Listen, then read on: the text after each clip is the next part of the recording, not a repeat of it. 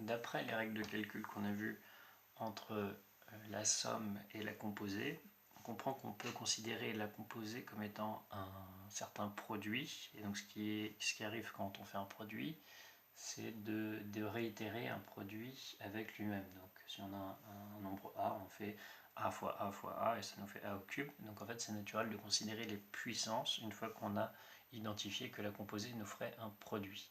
Alors ici il faut comprendre que ça reste quand même une composition et ce n'est pas le produit. C'est-à-dire qu'ici on va définir la puissance d'une application linéaire.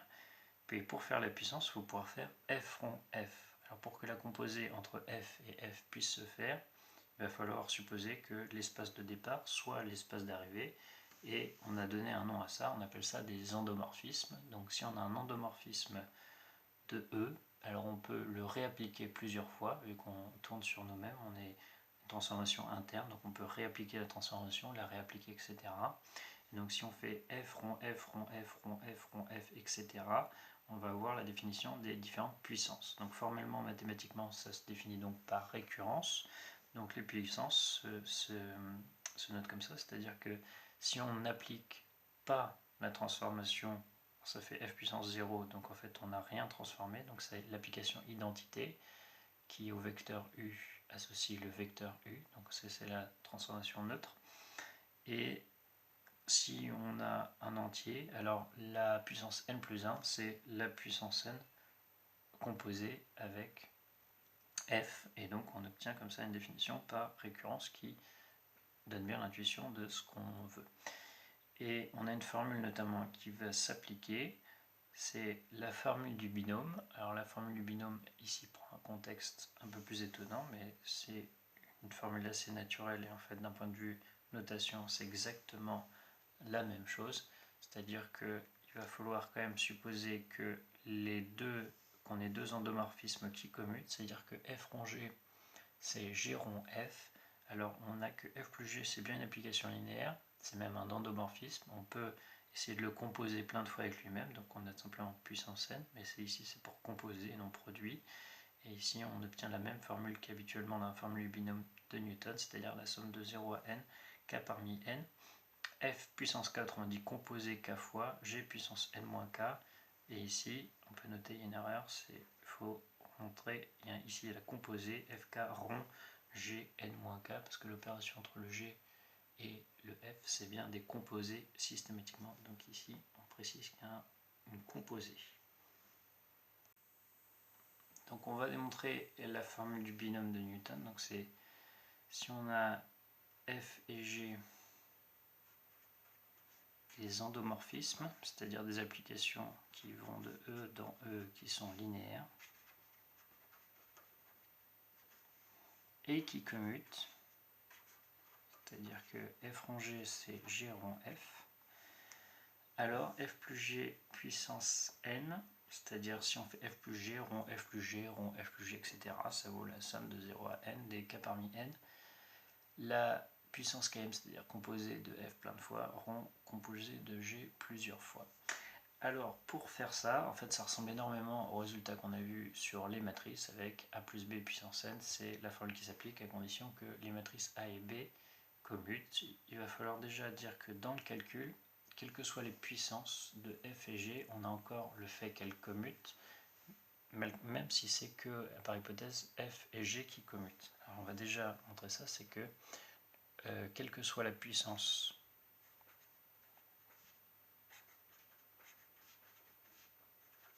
donc je mets A et B pour les puissances, FA rond GB, c'est égal à GB rond FA. C'est-à-dire que si F et G commutent, alors leur puissance commute aussi automatiquement. Donc pour le démontrer, on a sur deux entiers, alors on va faire une récurrence sur l'un puis une récurrence sur l'autre. Alors par exemple on peut commencer à faire une récurrence sur 1.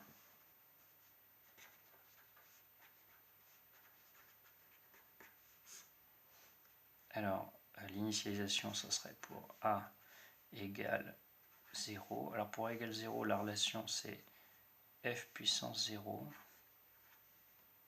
rond GB. Alors, qu'est-ce que c'est que f puissance 0 rond GB?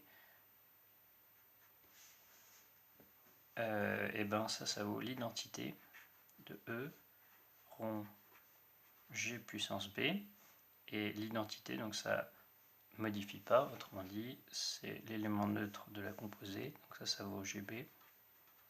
Et de la même manière, si on a GB rond F puissance 0, ça vaut GB rond identité, et c'est la même manière, c'est l'élément neutre, on dit ça vaut GB.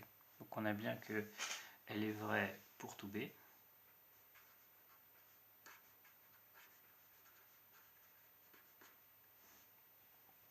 Cette relation-là, avec A étant fixé égal à 0, et ensuite on va dire, si on le suppose vrai pour un certain A,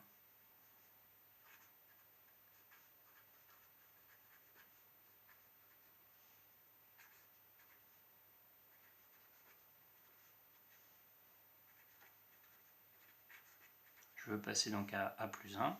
Alors comment on va passer à A plus 1? On va donc dire F A plus 1 rond GB. Alors ça nous fait FA rond F rond GB. Comme c'est associatif, on peut le reparentéser comme on le souhaite. Et on va dire que ça vaut... Alors malheureusement, il va falloir que je fasse le cas dans mon initialisation A égale 1 exactement aussi pour que je puisse y dire ici ça commute. Donc je vais dire ça vaut FA, donc il restera à démontrer cette étape-là. FA rond GRB rond F. Et ensuite c'est associatif, donc les parenthèses ici sont superflues, c'est-à-dire ça vaut FA rond GB rond F, ce qui est égal à GB rond FA rond F, ça c'est par hypothèse de récurrence, ce qui vaut donc bien, par définition ici, on obtient FA plus 1. Par définition des puissances par récurrence. Donc sous réserve d'avoir le cas ici A égale 1, on obtient bien que n'importe quelle puissance commute, donc on va traiter le cas A égale 1.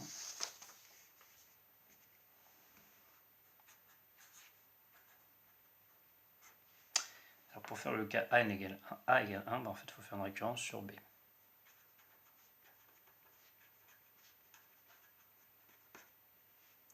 Donc par récurrence sur B, c'est-à-dire que je vais dire initialisation, quand je fais B égale 0, je vais peut-être préciser que le résultat que j'essaie de démontrer c'est ça.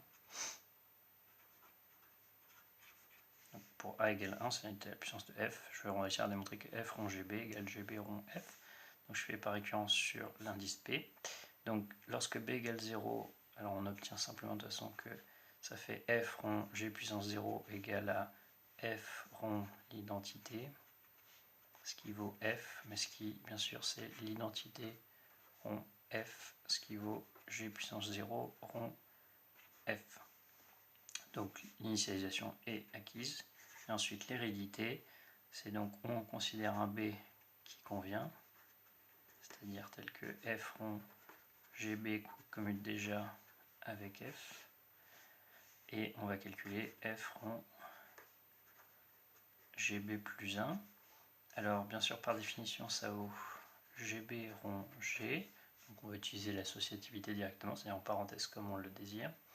Je repère ici l'hypothèse de récurrence. Donc par hypothèse de récurrence, je peux dire que c'est GB rond F rond G, et ici je repère F rond G, c'est-à-dire c'est l'hypothèse tout court, F et G commutent.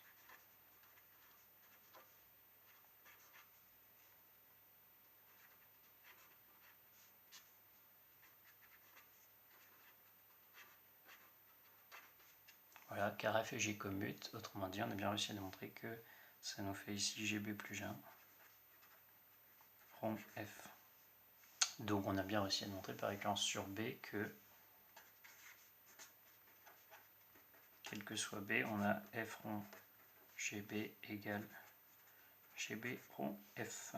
Ce qui était l'étape qui nous manquait pour démontrer que la conclusion générale de la récurrence sur A, c'est que quel que soit A, quel que soit B, FA rond GB égale G puissance B rond F puissance A. On dit si F et G commutent, n'importe quelle de leurs puissances commute encore. Donc maintenant on va pouvoir rentrer dans des calculs plus abstraits parce qu'on sait que la composée et la somme d'applications linéaires respectent des propriétés notamment de distributivité et donc ici de commutativité sous réserve que F et G commutent, qui vont permettre d'obtenir la formule du binôme de manière classique par récurrence en utilisant la formule de l'équation du triangle de Pascal. Donc on va faire une démonstration qu'on a déjà vue dans d'autres contextes, c'est-à-dire on fait par récurrence sur n.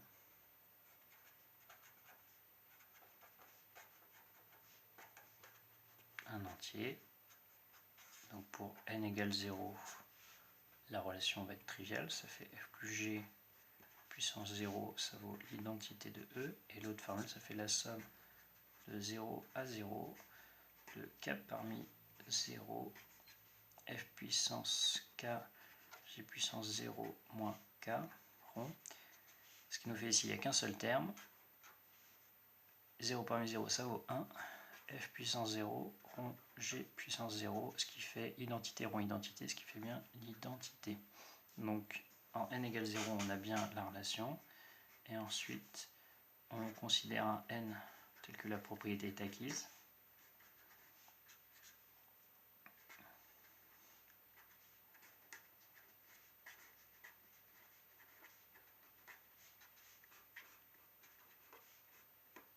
Et donc on va regarder au rang d'après. Ça nous fait f plus g puissance n plus 1. Ça vaut f plus g puissance n rond f plus g par définition de la puissance d'endomorphisme. Ensuite, on peut utiliser tout de suite l'hypothèse de récurrence. Par hypothèse de récurrence, ça vaut la somme de k égale 0 jusqu'à n, de k parmi n, f k rond g n moins k rond f plus g. Ensuite, on va distribuer ici la somme par rapport à la composée.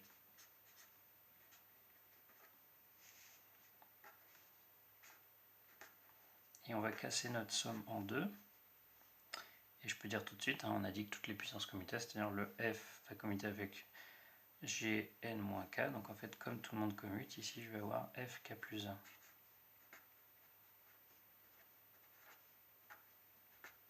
Donc ça c'est parce que ces termes-là commutent. Et le g, il arrive là, donc il va directement, il n'y a même pas besoin d'avoir la propriété de commuter pour avoir celui-ci. Alors ça vous fait plus la somme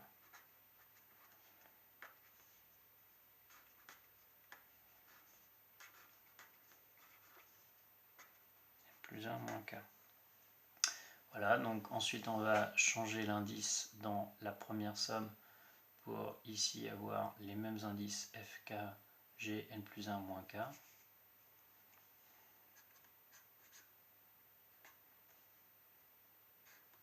Quand je change les indices, on récupère ici k-1 n, là fk, g, n plus 1 moins k, plus la somme nk, fk, g, n plus 1 moins k.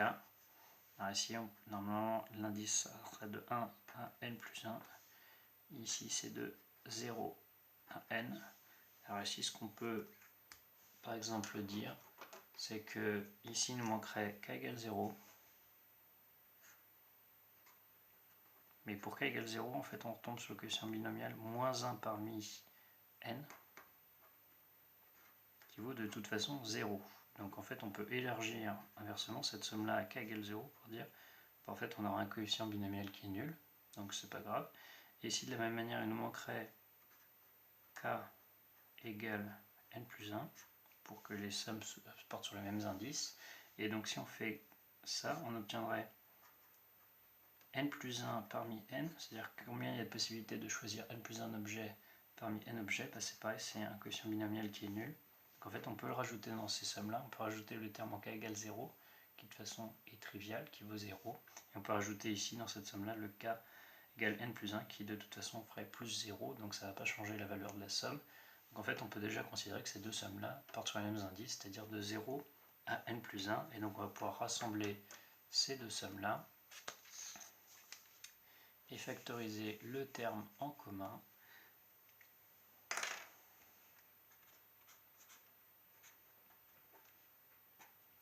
Donc les deux sommes, on peut dire qu'elles partent de 0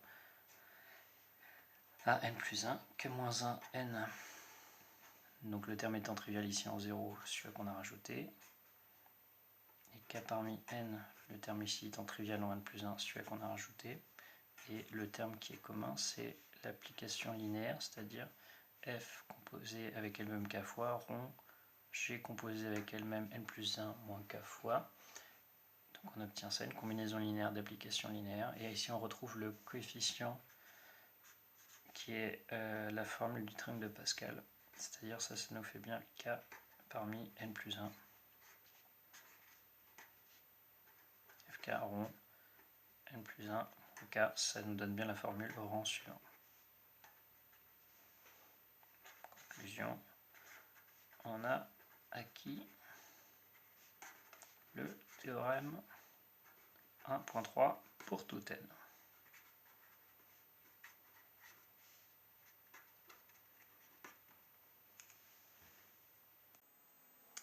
Donc dans le cadre des endomorphismes, on va pouvoir définir en fait qu'est-ce qu'un polynôme d'endomorphisme. En fait, en clair, on a réussi à définir qu'est-ce qu'étaient différentes puissances. Donc, par exemple, f cube, c'est simplement f rond, f, avec f étant un endomorphisme de E, et on sait que ça c'est encore un endomorphisme de E.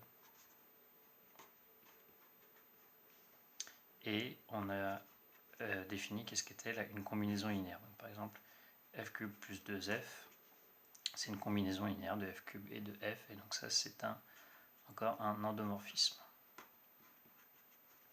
Donc ça va permettre de définir pour n'importe quel polynôme qu'est-ce que ça veut dire qu'un polynôme d'endomorphisme. Donc pour p de x est un polynôme quelconque, un polynôme quelconque s'écrit comme étant la somme de 0 jusqu'à un certain degré, qu'on va appeler n ici, des ak x puissance k. On définit le polynôme d'endomorphisme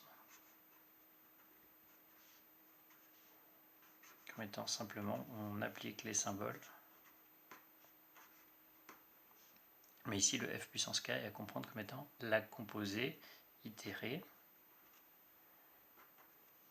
Et on a encore un petit problème, c'est f0. Faire attention, qu'est-ce que f0? C'est donc l'application identité. Donc en clair, ça vaut an fn plus, etc. jusqu'à a0 fois l'identité. C'est donc une combinaison linéaire d'endomorphismes, c'est donc encore un endomorphisme. Donc un polynôme d'endomorphisme est un endomorphisme. Et pour reprendre ici l'exemple qui est en haut, c'est le polynôme d'endomorphisme. C'est égal à q de f avec le polynôme abstrait q de x égale à x cube plus 2x. Donc en fait on a une structure abstraite et on peut appliquer un polynôme à n'importe qui. Et donc on a un résultat en particulier, c'est le caractère commute. F commute avec n'importe quel polynôme